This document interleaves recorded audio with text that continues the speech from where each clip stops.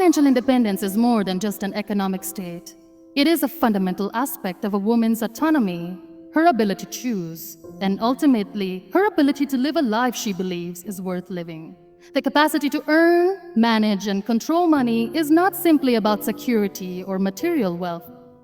It is about the ability to carve out a space in the world where your voice can be heard, where your decisions have weight, and where your dreams are not limited by the constraints of someone else's resources. When a woman is financially independent, she is not reliant on anyone for survival or success. She possesses the power to make decisions not based on necessity but on desire. She can say no when she needs to and yes when she chooses to.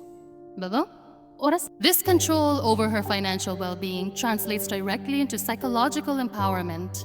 It's an experience of agency, of being able to shape your own destiny without being beholden to the whims or resources of others. But when financial independence is absent, the stakes change. For many women, the absence of financial freedom creates a constant tension between survival and personal aspiration. Without money, a woman is more vulnerable, not just in the material sense, but psychologically and emotionally. She may be forced to accept circumstances she otherwise wouldn't. Her decisions may be made out of desperation, not out of choice. And that constant negotiation with survival, that anxiety chips away at her self-esteem, at her confidence, at her sense of self-worth. She becomes, in some ways, a passive participant in her own life, rather than the author of her own story. This is the real cost of financial dependence. It is not just the lack of resources, but the erosion of identity. Hadla cannot underestimate the psychological impact this has on a woman's sense of herself. She may begin to internalize that she is less than because she has fewer opportunities, fewer choices, and fewer means of asserting her own agency. This can lead to cycles of self-doubt and resignation, where dreams are deferred and the belief in one's potential is stifled. But here's the truth. Financial independence doesn't just allow for the expansion of options. It unleashes the courage to pursue them. It fosters self-reliance, not as a rejection of support from others, but as the acknowledgement that, at the core of every woman's being, there is an intrinsic ability to create, to generate, and to thrive on her own terms. Money becomes the tool through which that power is realized, and in that realization, a woman becomes unstoppable. Moreover, the freedom to manage one's finances opens the doors to creativity, risk-taking, and self-expression. When survival is no longer the only concern, a woman can shift her focus to creating the life she desires. She can invest in education, take professional risks, pursue entrepreneurial ventures, and redefine her role in society, and not based on her dependency, but on her vision. This process of self-creation, of truly stepping into one's own potential, is one of the most empowering experiences a woman can have in a world that has historically limited women's economic freedom. The shift toward financial independence is not just an individual victory, it is a collective one.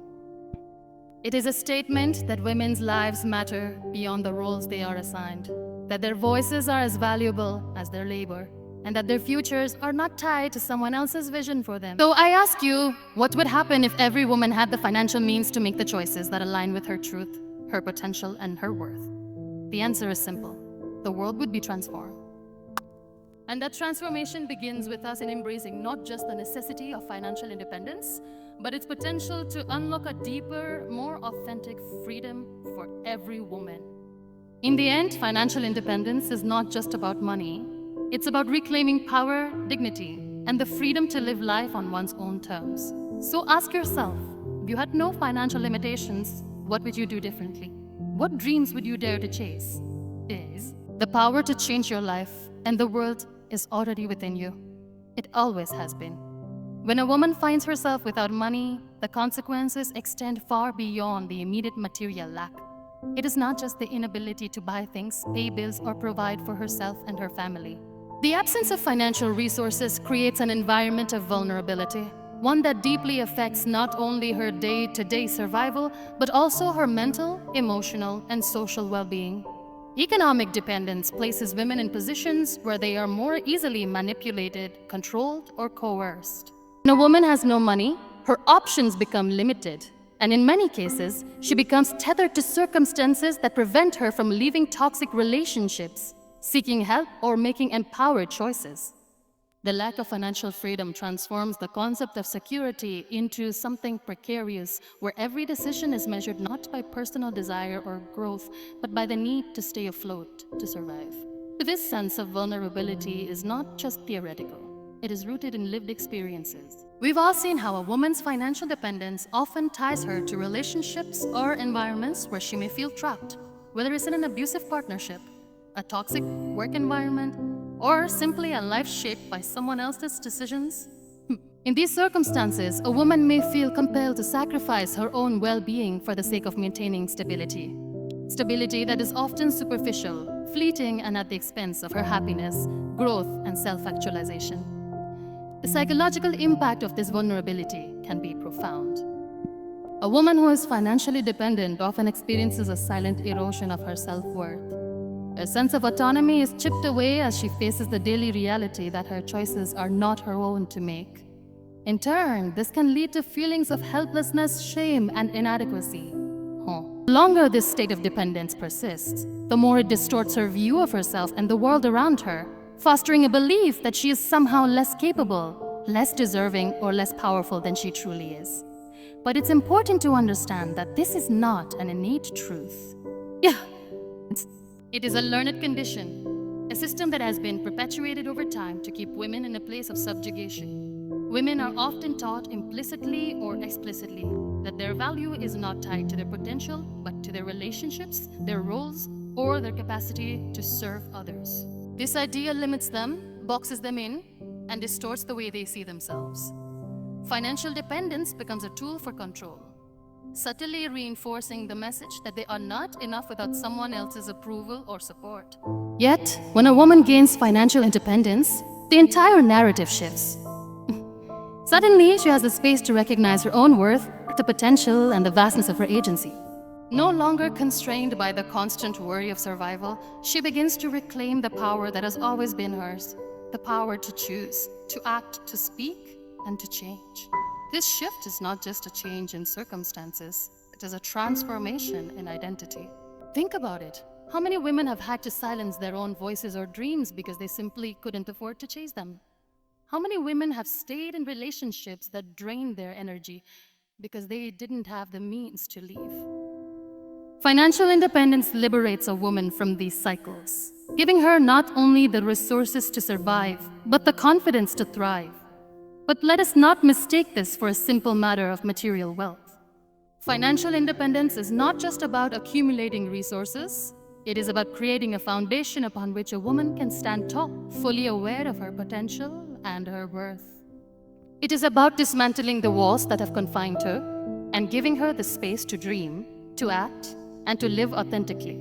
So I ask you, what would it look like if every woman had the financial freedom to choose her path, to live without fear of being trapped by circumstance? The truth is, when a woman is free from economic vulnerability, she becomes unstoppable. And that, my friends, is the kind of world we must work toward, a world where women are not bound by financial insecurity, but propelled by the power of their own potential. We must stop seeing financial independence as a luxury. It is a necessity, not just for women's survival, but for their flourishing. And in that flourishing, society as a whole flourishes. Because when women are free, we all are free. The emotional and psychological toll of financial dependence on women is often understated.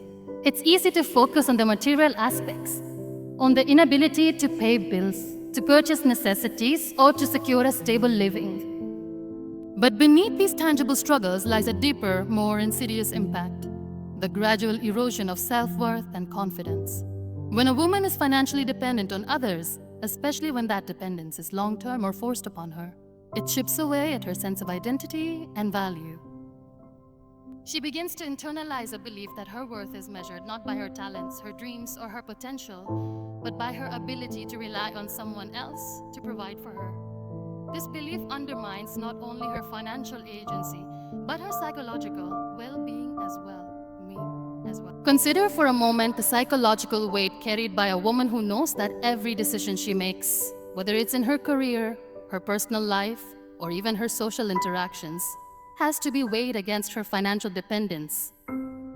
She begins to live in a constant state of scarcity, both emotionally and materially. This fear, this constant worry about what if she loses the support she's depending on, leads to anxiety, stress, and often an overwhelming sense of helplessness. Her dreams become sidelined, not because she lacks the ambition or the capability, but because the very idea of financial independence seems out of reach, a luxury reserved for others who have the resources to take risks. But the emotional cost doesn't end there. Financial dependence often ties women to unhealthy environments, to relationships or situations that drain them mentally, emotionally, and physically. It forces them to endure circumstances that they might otherwise leave, simply because leaving would mean stepping into the unknown, into financial insecurity. And that insecurity, no matter how much it stifles her spirit, feels safer than the uncertainty of living without support. This isn't just about surviving. It's about being caught in a web of fear and inadequacy, where a woman's ability to fully express herself, to pursue her passions, or even to say no to situations that compromise her dignity is deeply restricted. This quiet suffering isn't always visible to the outside world. Women are often expected to hold it together, to put on a brave face, even while their minds are consumed by the anxiety of financial insecurity. This creates a disconnect, a gap between who they truly are and the version of themselves they must present in public to avoid judgment. Over time, this dissonance leads to feelings of isolation and loneliness as they struggle to reconcile their internal reality with external expectations. Psychologically, this state of dependence also leads to a deep sense of powerlessness. When a woman cannot make decisions about her finances, her career, her future, without considering someone else's approval or permission, she may begin to lose sight of her own potential. Every victory, every personal achievement becomes overshadowed by the underlying belief that her success is tied to someone else's validation. This dependency stunts her growth, trapping her in a cycle of self-doubt and resignation. However, the moment a woman begins to reclaim her financial independence, everything shifts. It's not just a shift in her bank account, but in her entire mindset. She begins to see herself as the author of her own story, no longer defined by the boundaries others have placed on her. This sense of self-ownership leads to a resurgence of self-confidence. It sparks an emotional awakening where a woman can stand fully in her own truth, unafraid to take risks, to make bold decisions, and to chart a course that aligns with her deepest desires and aspirations. True empowerment lies not just in financial freedom, but in the psychological transformation that accompanies it. When a woman breaks free from financial dependence, she experiences an emotional rebirth, a reawakening of her sense of self-worth, her confidence, and her power. She no longer has to live in fear or uncertainty. She is free to live authentically, to express her voice, to pursue her passions, and to take risks that will propel her forward. So ask yourself, what would happen if women everywhere, regardless of their circumstances, were freed from the emotional burden of financial dependence? What if they could live without fear, without self-doubt, and without the need to constantly prove their worth? The potential for growth, not only for individual women but for society as a whole, is limitless.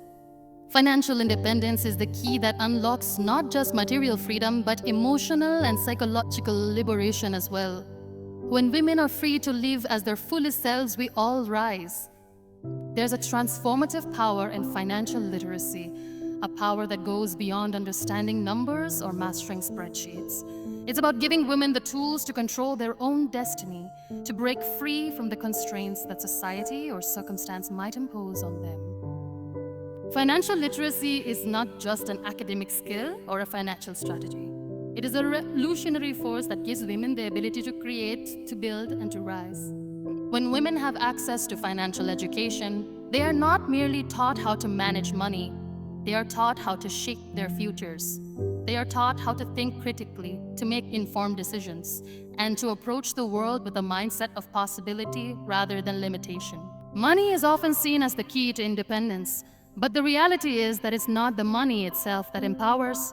It's the understanding of how money works, how to leverage it, and how to use it to amplify one's own ambitions. Financial literacy is the foundation upon which women can build their dreams. Without it, women often feel lost in a world that revolves around finances, unable to navigate the intricacies of saving, investing, or even managing debt. But once that knowledge is gained, the world shifts. A woman becomes more than just a consumer. She becomes a creator, a strategist, an architect of her own future. The principles of financial literacy allow women to not only survive but to thrive, to create businesses, to invest in their own education, and to build legacies for future generations. The beauty of financial literacy is that it empowers women to be proactive rather than reactive. It allows them to take ownership of their lives in ways that are both practical and profound. Take, for example, the ability to understand the importance of saving. Saving isn't just about having a cushion for emergencies. It's about the freedom to make decisions without the fear of financial consequences. It's the knowledge that you can weather a storm, take risks, and make choices that align with your passions and long-term goals. Not all for the fair. This ability to plan, to save, and to invest transforms a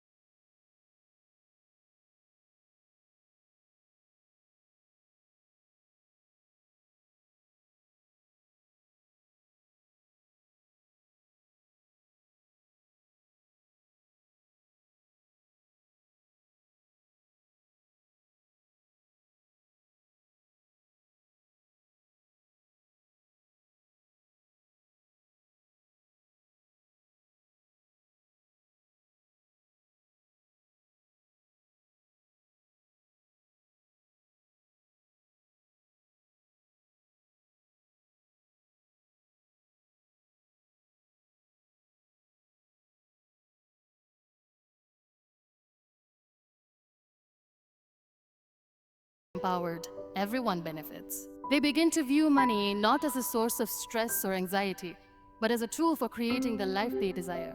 They begin to move through the world with confidence and intention, knowing that they have the knowledge to back their choices. And in doing so, they become unstoppable forces, leaders, entrepreneurs, mentors, and visionaries who have the power to change the world. Imagine what could happen if every woman had the ability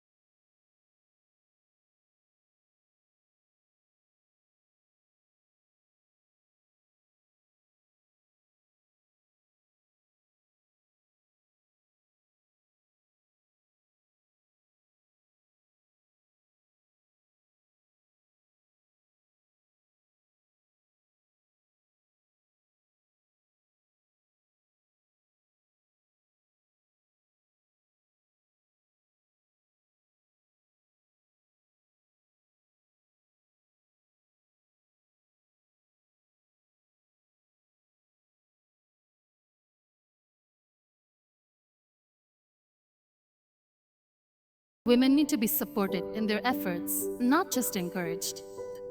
Policies must reflect the reality that without structural change, individual efforts are often not enough to overcome the deeper inequalities built into the fabric of society. But the role of society in ensuring financial equity isn't just about policies and laws. It's about changing the cultural narratives that often tell women they are less capable, less deserving, or less suited to leadership and financial success.